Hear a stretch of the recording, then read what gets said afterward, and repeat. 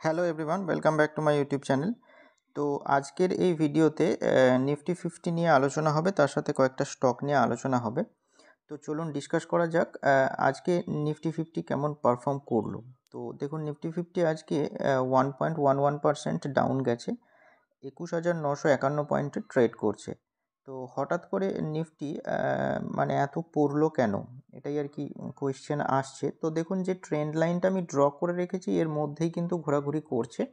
মোটামুটি ওপরের দিকে বলেছিলাম যে 22,200 থেকে 300 এই রেঞ্জের মধ্যে কিন্তু ভালো রকম একটা রেজিস্ট্যান্স রয়েছে, যেটা বারবার কিন্তু ফেস করছে।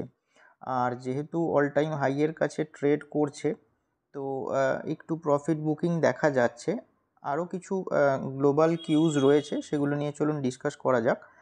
তো দেখুন, এটাই এখানে বলা আছে যে India's Nifty 50 post worst day in 5 week on profit booking ahead of key data. মানে ইউএসের যে মানে যে রেটের ইন্টারেস্ট কাট হওয়ার কথা, সেইটা এখন আপাতত খুব শিগগিরই হচ্ছে না। সেটার জন্যও কিন্তু একটু ইন্ডিয়ান স্টক মার্কেটে ভোলাটিলিটি দেখা যাচ্ছে। তো এই জায়গাটাতে কিন্তু মানে রয়েছে যে ইউএসের যে ইকোনমিক ডেটা, সেইটা কিন্তু খুব একটা ভালো নয়। সেই কারণে ইনভেস্টাররা প্রফিট বুকিং করছে। আর দেখতে পাচ্ছেন যে এই দিন মোটামুটি সেন্সেক্সও প্রায় 1.08% ডাউন গেছে, মানে প্রায় 700 পয়েন্টের কাছাকাছি ডাউন গেছে। আর এখানে একজন অ্যানালিস্ট আছেন বা ফাউন্ডার অফ হেড ইনস্টিটিউশন বলতে পারেন, যে অনিতা গান্ধী বলে, যে এই যে প্রফিট বুকিংটা এটা কন্টিনিউ হতে পারে কয়েকদিন, সেটাই এখানে বলেছেন। আরও দেখুন যে globally investors focus is now squarely on US inflation data, এই জায়গাটা দেখতে পাচ্ছেন, which comes amid a sharp pullback in expectation of deep and early US interest rate cuts। মানে ইউএস ইন্টারেস্টের যদি রেট কাট হয় তবে কিন্তু মানে নিফটি 50 কিন্তু একটা পুল ব্যাক বা বাউন্স ব্যাক দেখা যেতে পারে। And on the same day, data is expected to show India's growth likely moderate to 6.6% in the October-December quarter. A robust macroeconomic outlook, sustained domestic inflows, and healthy corporate results have fueled the Nifty's recent rally. তো এই সমস্ত কারণে কিন্তু Nifty recently rally দেখা দিয়েছিল, যে ঠিকঠাক একটা গ্রোথ আউটলুক ছিল। সেই কারণে কিন্তু এখন একটু মানে শর্ট টার্ম বেসিসে দেখলে কিন্তু প্রফিট বুকিং দেখা যাচ্ছে। আর যেহেতু মান্থলি ডেরিভেটিভের এক্সপায়ারি থার্সডে মানে আগামীকাল আছে, সেই কারণে কিন্তু মার্কেটে একটু ভোলাটিলিটি দেখা যাচ্ছে। আর দেখতেই পাচ্ছেন মোটামুটি মানে স্মল ক্যাপ ইন্ডেক্স এবং মিড ক্যাপ ইন্ডেক্স প্রায় 2%-এরও উপর ডাউন গেছে। আর এখানে multiple asset managers are stopping taking in funds in the segment, while the market regulator has shout more disclosure from funds.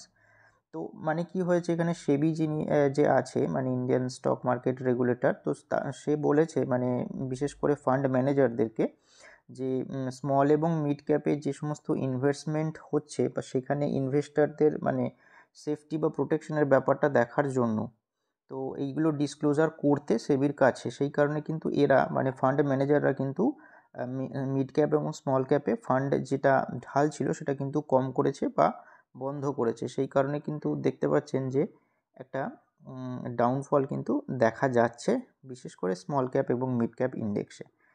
আর আরও দেখতে পাচ্ছেন যে রিলায়েন্স ইন্ডাস্ট্রিজ, এই জায়গাটা লক্ষ্য করবেন যে ডিজনির সঙ্গে মার্জারের কথাটা হচ্ছে, সেইটা খুব শিগগিরই হতে চলেছে। আর মেনলি বিপিসিএল, হিন্দুস্তান পেট্রোলিয়াম, এগুলো কিন্তু প্রায় 2.5 থেকে 4.5% মতো ডাউন গেছে। তো ওভারঅল মার্কেট কিন্তু ওই কারণে কিন্তু নেগেটিভ চলছে। তো এরপর চলুন স্টকগুলো নিয়ে ডিসকাস করা যাক। আজকের যে ফার্স্ট স্টক সেটা হচ্ছে ভিবিএল বা বরুণ বেভারেজেস লিমিটেড। তো গতকালকের মতো আজকেও দেখুন 4.71% মতো ডাউন গেছে স্টকটা, 1397 টাকা 85 পয়সাতে ট্রেড করছে। তো আমি কালকের ভিডিওতে বলেছিলাম যে মোটামুটি স্টকটা যদি 1390 এই রেঞ্জের কাছাকাছি আসে তাহলে কিন্তু ফার্স্ট ইনস্টলমেন্ট নেওয়ার কথা ভাবলেও ভাবতে পারেন, কারণ সেইটা উপর থেকে মোটামুটি প্রায় 9.5 থেকে 10% কিন্তু ডিসকাউন্টে অ্যাভেলেবেল হবে। তো এই জায়গাটায় একটা সাপোর্ট নেওয়ার কথা, তো দেখবেন আজকে মোটামুটি ওই লেভেল থেকেই একটু উপরে এসে ক্লোজ দিয়েছে, মোটামুটি 1390 লেভেলের একটু উপরে, মানে 1397 ক্লোজ দিয়েছে। যদি এই লেভেলটা ব্রেক করে নিচে আসে তাহলে মোটামুটি 1250 বা 1240 এই লেভেলটার দিকে একটু লক্ষ্য রাখবেন। সেখানে কিন্তু ভালো রকম সাপোর্ট রয়েছে। এই যে এই জায়গায় দেখতে পাচ্ছেন যে মাল্টিপল টাইমস কিন্তু এরা সাপোর্ট নিয়েছে এই জায়গায়, এই স্টকটা কিন্তু অনেকবার সাপোর্ট নিয়েছে। তো মোটামুটি 1240-এর রেঞ্জটা লক্ষ্য করবেন। আমি বলছি না হয়তো এই লেভেলে নাও আসতে পারে বা তার আগে থেকেও ঘুরে যেতে পারে, কিন্তু এইগুলো একটা স্ট্রং সাপোর্ট জোন, যেগুলো থেকে কিন্তু স্টকটা ভালো রকম মুভমেন্ট দেখা গেছে উপরের দিকে। তো এমনিতে স্টকটার খুব একটা ডিসকাউন্ট দেয় না, তো এখন কিন্তু স্কোপ রয়েছে, তো ইনভেস্টাররা চাইলে দেখতে পারেন। আর যেহেতু সামনে গ্রীষ্মকাল আসছে, এর সেলসও বাড়বে আর নানান রকম এক্সপ্যানশন করছে, আগের ভিডিওতে ডিটেলে বলেছি। তো সেই কারণে কিন্তু এটার ভালো রকম মুভমেন্ট মানে হওয়ার আশা রয়েছে উপরের দিকে, তো স্টকটার উপর নজর রাখবেন। নেক্সট যে স্টক সেটা হচ্ছে ইজমাই ট্রিপ। তো ইজমাই ট্রিপ দেখুন আজকে 0.72% ডাউন গেছে, 35 পয়সা মতো ডাউন গেছে।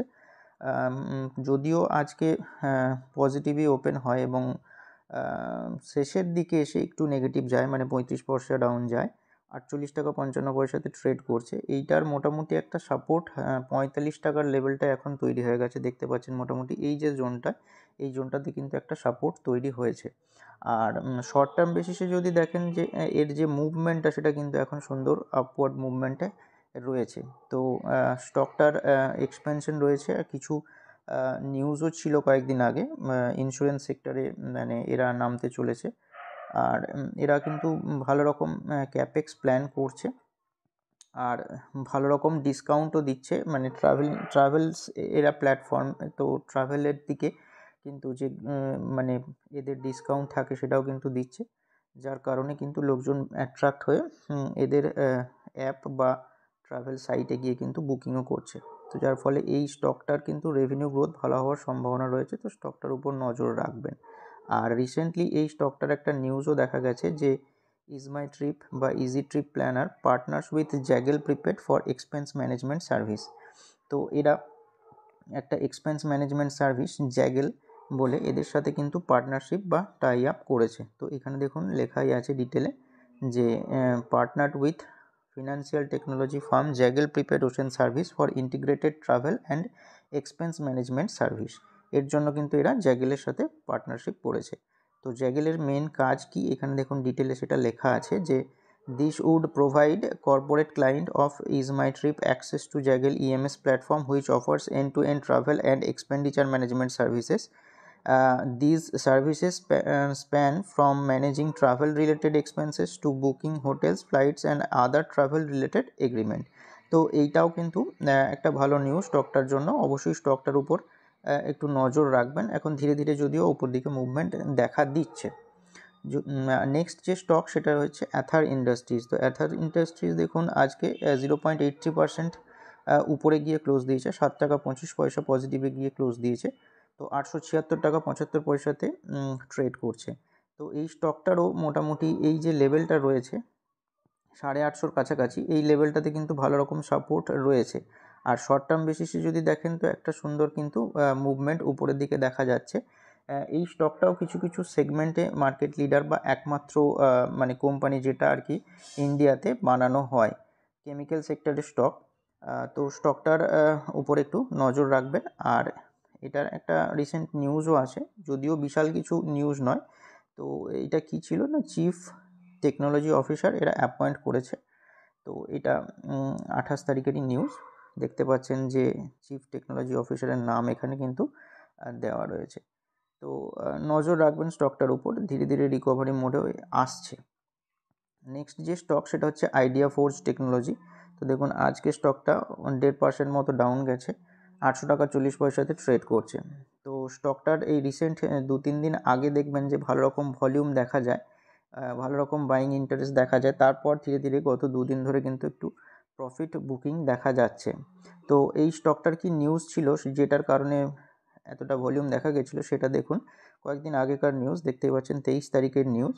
তো মেনলি এরা কি করতে চলেছে, ইউএস মার্কেটে কিন্তু এন্টার করতে চলেছে। Indian drone manufacture company idea forge ranked Fifth, globally in the dual use category of civil and defense is entering the American drone market. এরা আমেরিকান ড্রোন মার্কেটে এন্টার করতে চলেছে, এই নিউজটাই আসে, সেই কারণেই এতটা মানে বাইং ইন্টারেস্ট দেখা যায়। তো এটা ধীরে ধীরে এক্সপ্যান্ড করছে এবং যেহেতু ড্রোন সেক্টর ইমার্জিং সেক্টর, ভবিষ্যতে গ্রোথও ভালো হবে, তো স্টকটার উপর একটু নজর রাখবেন।